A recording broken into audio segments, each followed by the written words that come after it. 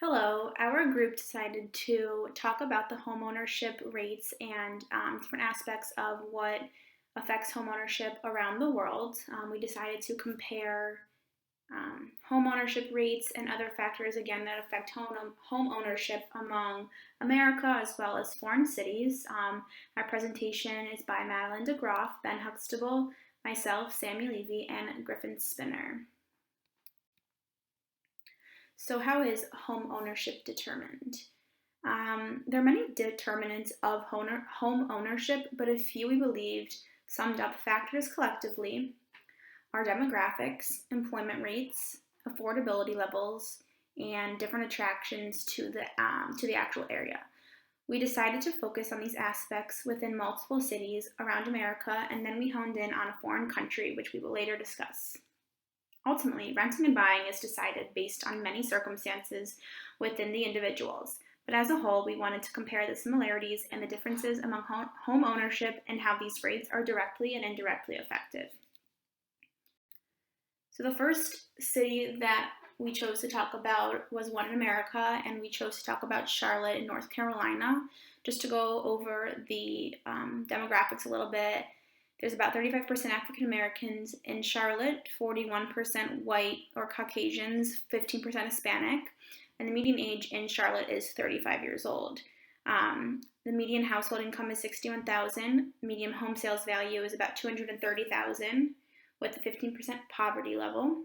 And then looking at the rent prices, average rent prices per month for an apartment is about $1,250. And we see that there's about a 53% home ownership rate. The prices of home are actually rising in the Charlotte region. There's not enough homes to keep up with the demand of buyers, as there's so many people that want to move to Charlotte, which I will discuss on the next slide. And as of 2019, actually, the city's population has grown by 2% every year since 2007, so about 13 years since the statistic has repeated itself. And the city has actually only seen an increase of a little over 1% in the number of houses, so you can see there's definitely a shortage.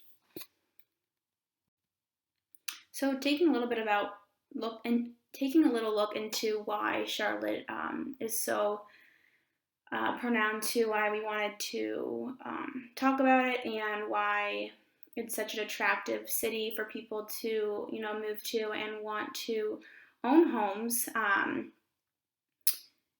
It's actually home to multiple professional sports teams, as you can see at the top, the Carolina Panthers and Charlotte Hornets.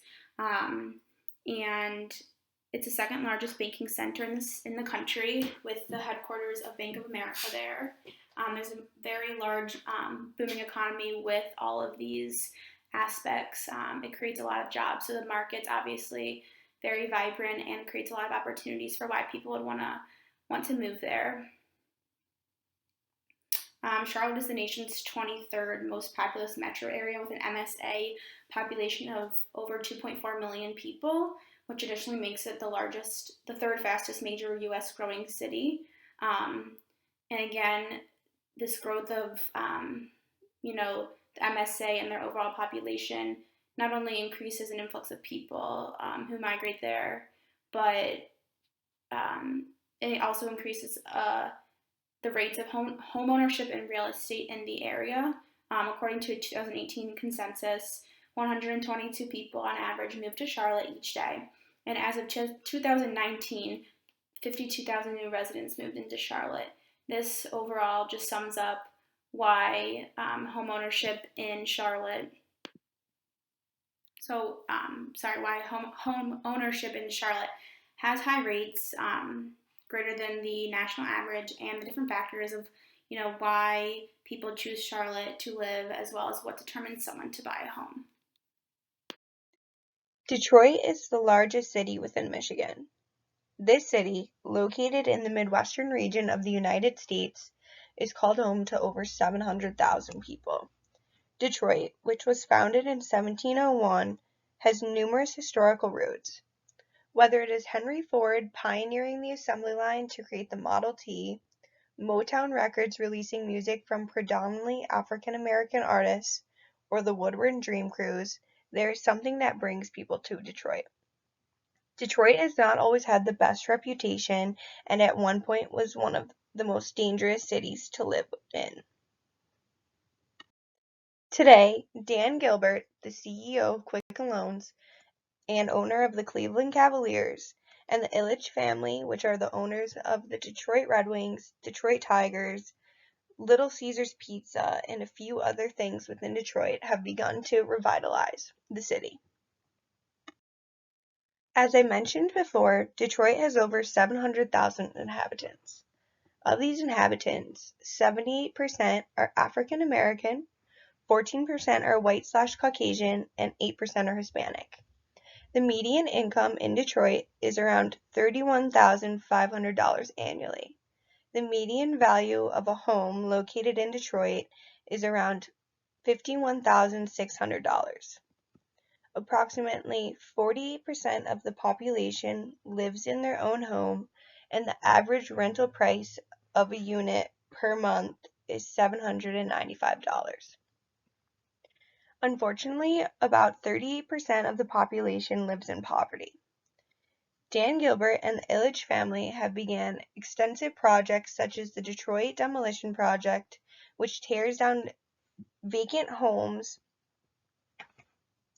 in Metro Detroit or auctions these homes for a very low price. This allows for the construction of new homes and apartments, or allows families to obtain home ownership, which may not have been able to happen before due to varying circumstances. The billions of dollars that have been poured into this city have begun to attract a younger professional clientele. With many Fortune 100 companies headquartered in Detroit, a trend seen with this younger clientele include wanting to live in closer proximity to their workplace. While downtown Detroit is now home to various big names within the retail industry, Detroit sports arenas and casinos have attracted more people into the city. Since 2017, Detroit has been the only city that houses all 4 professional sports teams within the same city. Motor City casinos and neighboring hotels have been a direct outcome of the efforts made by Dan Gilbert and the Ilitch family. These two have been able to stimulate the economy and allowed for the expansion of Detroit's workforce, but also its real estate market. The city of Miami, Florida contains a population of roughly 470,000 residents from an array of backgrounds and ethnicities. The most well-represented ethnicity being Hispanics at 74%, African American at 13%, and white or Caucasian at 11%. In light of most recent data, the median household income for Miami was around $41,000 in 2018, which was actually a 3% increase from the previous year. The average household income in 2018 in the United States was $63,000, which far surpasses that of Miami. And it is important to note when exploring the real estate market and home ownership in the given area. The median property value in Miami is $350,000 compared to the United States median property value of about $217,000. The data provides an intriguing challenge to determine how median income in the area could be well below the median income in the United States, while the median property value in the area far outweighs the United States national average by over $100,000. The disparity between property value and median household income can be largely explained by the percentage of individuals who choose to rent rather than own their property. Only about 30.6% of residencies in Miami, Florida are occupied by their owner, which is well below the country's average of 63.9%. When considering the decision to rent or buy a home, individuals weigh pros and cons and consider their current financial situation and how their money will be best spent. Costs to be considered when renting a property are a one-time security deposit, monthly rental payments, renter's insurance, and sometimes utilities. Costs incurred when buying a property outright can be much more extensive. An important tool to use when making this decision is an amortization table, which we learned about in class. An amortization table considers monthly payments, monthly interest rates, APR, and other loan terms. Buying costs when buying a property include closing costs, a down payment, homeowners association fees, property taxes, home insurance, private mortgage insurance, also sometimes referred to as PMI, maintenance, and home renovations. It is important to note that when an individual buys a home outright, he or she accumulates equity, usually through mortgage payments. It is lastly important to factor in capital gains and capital losses and changes in home prices over time when making this huge and important decision. The city of Tokyo is located in the southeastern island of Japan's mainland. Serving as the nation's capital city, the Greater Tokyo metropolitan area is spread over 3 prefectures and is home to about a quarter of the nation's population. There are many advantages to living in Tokyo. These advantages include access to a superior education, outstanding medical service, and an all-around more convenient life. But I believe the main driver for people to live in Tokyo is that it is a hub for technology and has an abundance of job opportunities. Tokyo has a population of approximately 37.39 million. With those numbers, Tokyo is home to about a quarter of Japan's population. The city expands outward to approximately 13,572 kilometers squared, with a density that equals 6,224.66 people kilometers squared. That being said, Tokyo is a major commuter city. Therefore, many of the people within the city at any one time don't actually live in the city itself. By most measures, Tokyo can be considered one of the richest cities in the world. In 2019, their GDP equals 1.6 trillion US dollars, falling as a close second to New York with a GDP of 1.7 trillion US dollars. The age categorization of Tokyo's population is biased towards the working age. The most recent official demographics for Tokyo were released in 2010, showing that 68.2% of Tokyo's residents are aged 15 to 64. Japan is known to be a country with one of the highest life expectancies, with a national average of 78.8 years.